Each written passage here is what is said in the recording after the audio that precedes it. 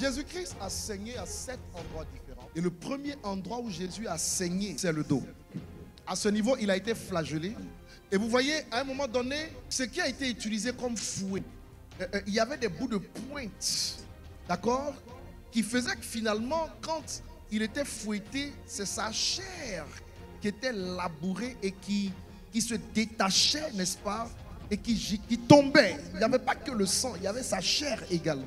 Et il a souffert de cette souffrance-là pour un but. Chaque endroit où le Seigneur a souffert, où il a saigné, il y a une application directe et une relation directe entre cet endroit et l'Église. Il a souffert du dos pour deux raisons. La première, c'est que les sillons tracés là-bas, le sang qui a giclé là-bas, est ce sang-là qui a servi pour la guérison du corps de Christ. La Bible dit que c'est par les meurtrissures subies par Christ que nous avons reçu la guérison. J'aimerais vous rappeler que le dos est le lieu où on porte les charges. Quand vous enfantez, ce n'est pas au dos vous mettez l'enfant. Pour nous décharger.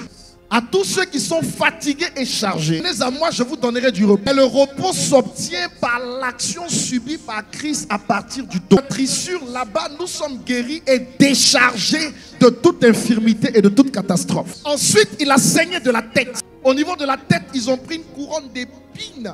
Et ils ont enfoncé les épines dans sa tête. Le sang a commencé à couler et à gicler. Le sang coulait de là. Qu'il a accepté une couronne d'épines sur sa tête pour nous transférer la couronne qu'il avait lui sur notre tête. Quelle était la couronne qu'il avait? On appelle ça la couronne de gloire. Il a porté la couronne d'épines. Le sang qui a coulé de la tête a lavé ma tête et la tienne. J'aimerais vous rappeler que lorsqu'on parle de bénédiction ou de malédiction, c'est sur la tête. Père bénit son enfant en lui imposant les mains sur la tête. Jésus a saigné de la tête pour laver nos têtes de toute malédiction. En fait, ce qui te combattait pour t'empêcher d'accéder à ce couronnement, que le sang de Jésus lave ta tête, permet d'y accéder au nom de Jésus. Troisièmement, il a saigné du visage.